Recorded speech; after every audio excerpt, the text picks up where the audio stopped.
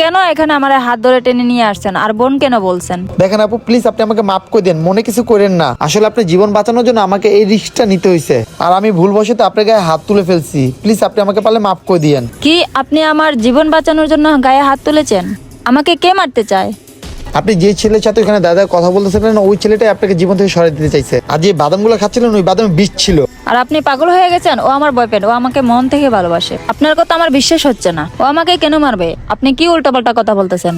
আমি জানি না ওই ছেলেটা আপনাকে কেন মারতে চাই, কিন্তু আমি ওখানে দাঁড়ায় ওদের সব কথা শুনছি। শোনেন তাহলে। মামা, আমি তো খুব বিপদে আছি।